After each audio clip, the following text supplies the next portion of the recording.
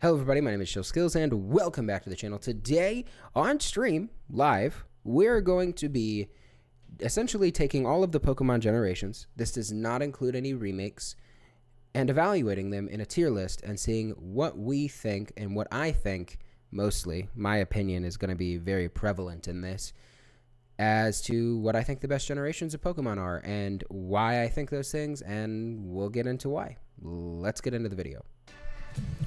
All right, so we have S, A, B, C, and D tier, and then I immediately just put all the remakes into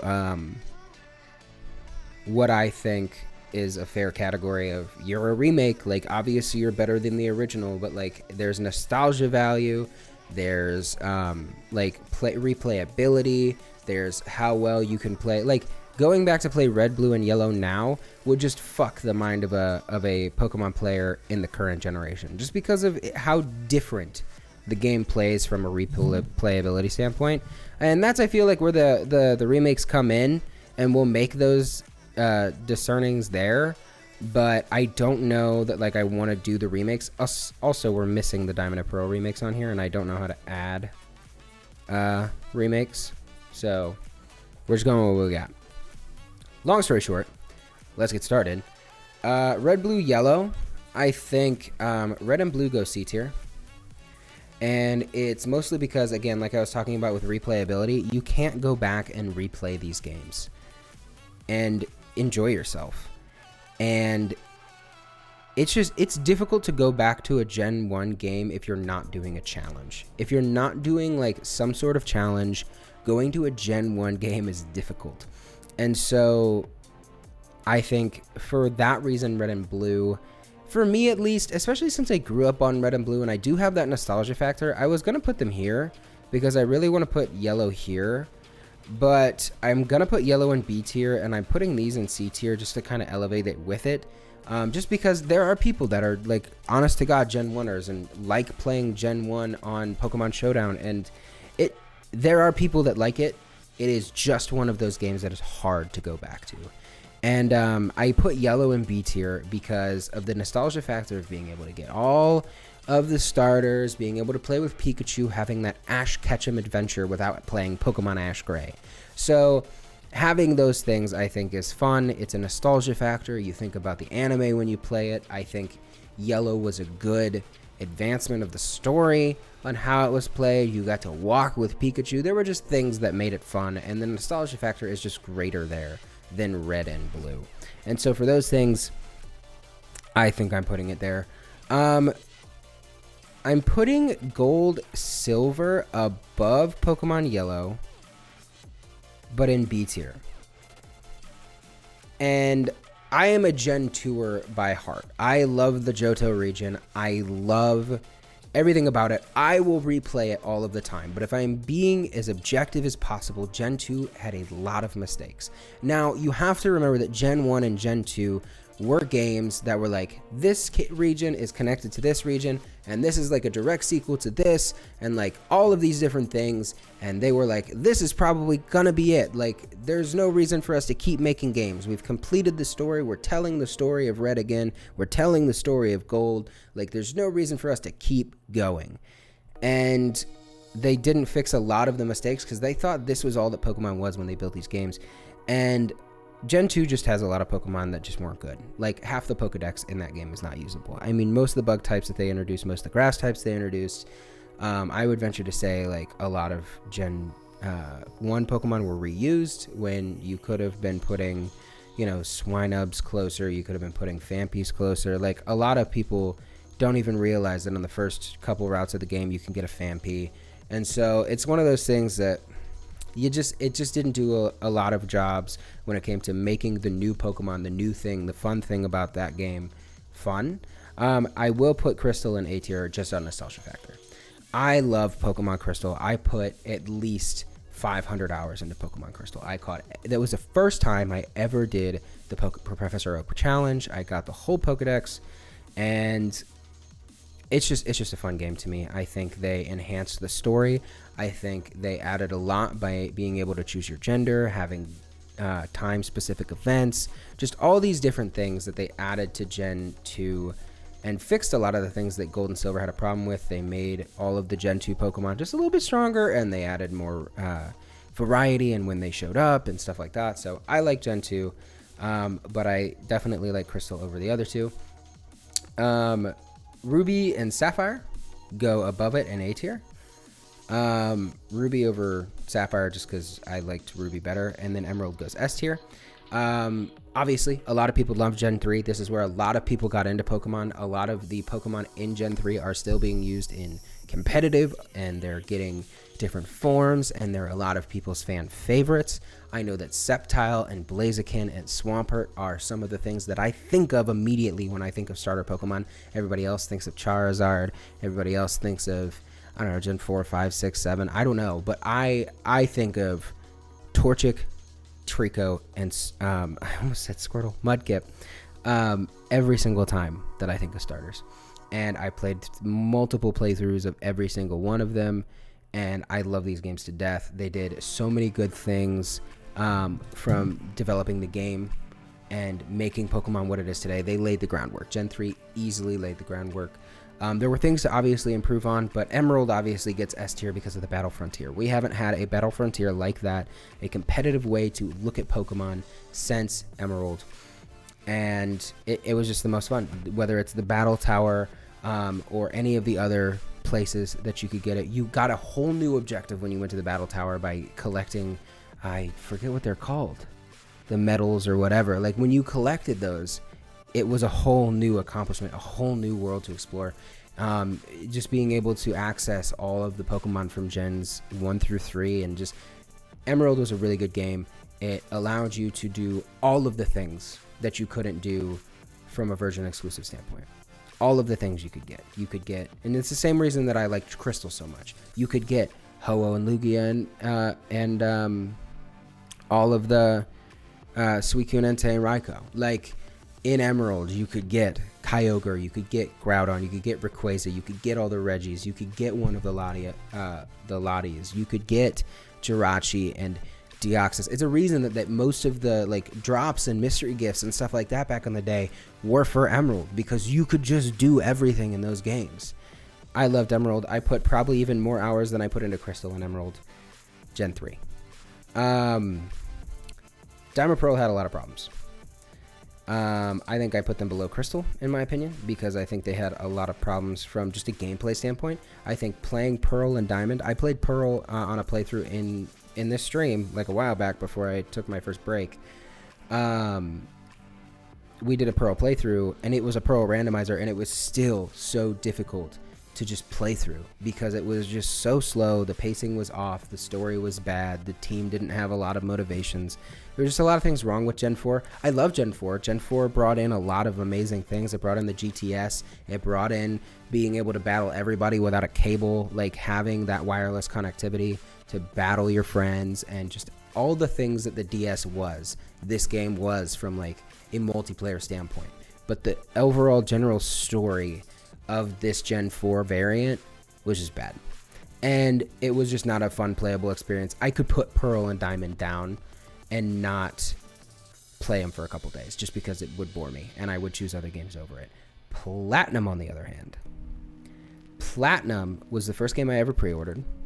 It was, in my opinion, one of the best Pokemon games to ever come out. It was just good. It fixed all of the problems, minus the HP bar. Like, it fixed a lot of the problems with how slow the gameplay was, how uninteresting it was. It added all sorts of different things that you could do. And again, it added the same thing that Emerald and Crystal added. It allowed you to do everything. I've never hated a middle-of-the-line Pokemon game. Like, Black, White, and Gray should have been how it was played for the further generations. You should have had an X, Y, and a Z. Like, having one sequel to a game to add all of the things together and allow everybody to just kind of pour all of these things into those games. Because you think about it, Ruby and Sapphire, or like Diamond and Pearl, are like the beta versions of the game, and then they figure out what they did wrong and they make the best game. They allow you to import everything because it's for the same console, make it all, fill it all together, get your Pokedex filled, give you all of the multiplayer things you wanted, the Battle Frontier, all the other legendaries, whether it's Heatran, or Darkrai or Cresselia, make all the mystery guest events for this thing. Platinum was just a really fun experience. It took all of the multiplayer blessings that Gen 4 had, and it just made an awesome story. It made a really cool world in the distortion world. It made you appreciate like secondary legendaries way more, or mythicals, or whatever they're called now. I just loved playing Platinum. It was a super empowering game for me, being able to kind of get out of my comfort zone as a Pokemon player and play with other people. And I just have a lot of nostalgia with just playing those games with my friends. Gen 5. Gen 5 I skipped. And I feel like this is kind of consistent with a lot of people. I skipped Gen 5, and I didn't play it when it was relevant. But I came back to Pokemon White. If you guys haven't checked out my live stream, we're doing a Pokemon White Nuzlocke. Go check it out. I stream on Twitch on Sundays and Mondays. So check it out for like 4 hours. Check it out. But yeah, Gen 5 I skipped. And I recently came back to it like last year. And I played through all 4 of the games. And I loved them all. Gen 5, for me, I think Black 2, White 2 are easily S tier. They have amazing stories. They have amazing storylines. And the games are just good. They do everything that you're supposed to be able to have in a Pokemon game. They stagger the level curves. They make everything interesting and fun. Team Plasma is interesting and like chaotic, and you actually feel like you're making a change in the world. The Pokemon are super cool.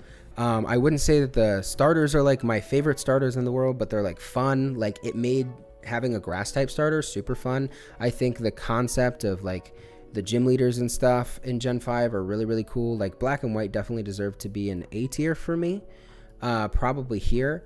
Just because I like the first gym in Pokemon Black and White, not in Black, White 2, but Black and White, the first gym where you have Chili, you have Silent, and you have Cress, and being able to like be at disadvantage of the first gym battle, like no matter what. Like, obviously Brock's difficult in Pokemon Yellow, and if you chose a fire starter, you're gonna have a problem with Roxanne, but like every single starter you pick, you will be at disadvantage. And just giving that player the structure to like learn about type advantage, giving them the opportunity to build teams and like actually team build, were huge.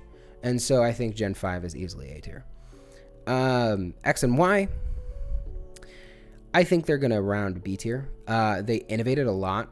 You have to respect them for that, but they just weren't interesting.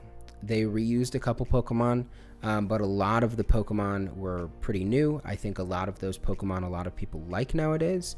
Kalos was a really interesting region. I think it was super immersive. And again, like the 3DS was expanding even more on that multiplayer trend. I think a lot of people really enjoyed X and Y. I think they didn't enjoy it because it was a Pokemon game. I think they enjoyed it because it gave them different things. I think they enjoyed it because it took Pokemon to the next level, just like Gen 3 took Pokemon to the next level. Gen 6 took Pokemon right up there. It took it to the 3DS, and it made the 3D models and everything that we kind of see today, kind of gave everybody that bump up that we needed to take Pokemon to the next level. And the story necessarily wasn't there. The evil teams, like, the story was cool. The evil team didn't have like a super big motivation. The Elite Four and the Champion are terrible. And they kind of kept this going for a little bit in the story, and I hate it. They didn't make a lot of the battles challenging. Like, it was a very easy game. And so for a lot of older Pokemon players, it was like kind of sad. But I understand why they did it. They were trying to, this is the same thing as Gen 3. They were trying to kind of take a broad sweep at a lot of audiences and get even more people into Pokemon. And frankly, Gen 6 did that. So X and Y was good. It wasn't great. Obviously revolutionized how we look at Pokemon now with 3D models and stuff like that, but it is what it is. So Gen 7, I think Gen 7 is really creative. I think it suffers from the same problems as Gen 6, and that it's really easy. There are some things, like if you're putting self-imposed rules on yourself when playing this game, They can be pretty difficult. The Kahuna battles were nice and interesting and a new refresh of how you look at Pokemon games. I think a lot of people didn't respect it when they did it. They wanted kind of a gym structure, just in a new area in a new way. But I think the Totem battles were really cool. I think the Kahunas were really a good idea. I think in general, Gen 7 did really, really well. I think Ultra Sun, Ultra Moon, probably down here for me.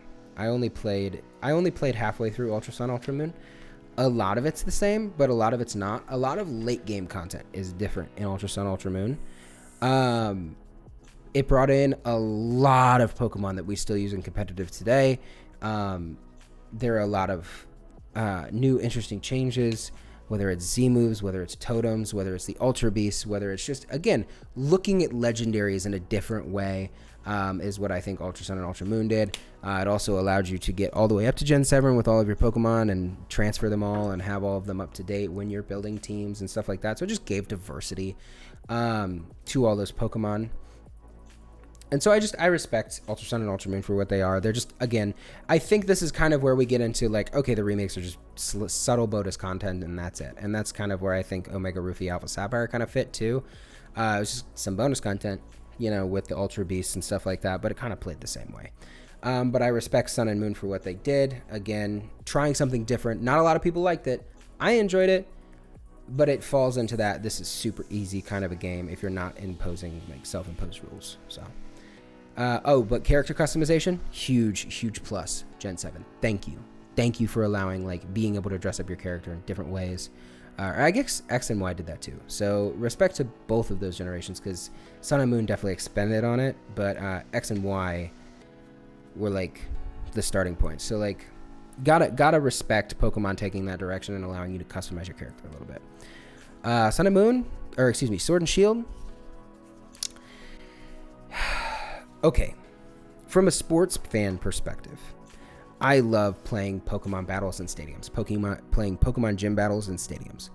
I wish that becomes a thing forever. I love the atmosphere that creates. I love gym battles. I love them so much. I love a lot of the concepts in Sword and Shield. I love the fact that they open the world up and they give you the wild area and they give you Dynamax raids and they give you all this different ways to look for Pokemon and engage with Pokemon in an open world. They just had the opportunity to do more of it and they didn't. And so that's frustrating. But overall, this is a really good idea and I'm glad that they're heading in this direction. Obviously, they could have done a lot of things graphically with the Switch and we've seen it. We know that they can do it. Unfortunately, they didn't. They missed the mark there, but it's a good, solid first step if they're willing to make a huge leap in the next generation of Pokemon, which I think we're going to start seeing in Legends Arceus. We're going to see what they intended to do with Legends Arceus, or what they intended to do with Sword and Shield in Legends Arceus. So, Sword and Shield for me, where did I put it? Is going to go probably middle of A tier. They don't. You still fall into the same problems as X and Y, where they're too easy for a lot of like competitive players. You can get to level 30 with all of your mons if you just grind. Dynamax or XP candies make the game infinitely easier. So does the XP share. So, you know, it is what it is. Obviously, they're trying to hit for a different audience. But I think there were a lot of opportunities they could have hit making their first Switch generation Pokemon game. And they missed a couple of the marks. They revolutionized in some other ways, but they missed the mark. And they didn't give us a complete Pokedex. The DLC was fun. Not worth what I paid for it. That's what I think. So, long story short, this is my Pokemon list. If you guys agree with it, disagree with it, let me know in the comment section down below. We also have the community Discord where I tend to put tier lists that we make on stream, whether it's food, games in a series, other games just in general, consoles, stuff like that. So we make a bunch of tier makes all the time on the streams. So go check out the streams, go check out the Discord. All that kind of stuff exists there as well. Let me know what you guys think in the comment section down below. I hope you enjoyed this video. Thank you so much for being here. Okay, bye.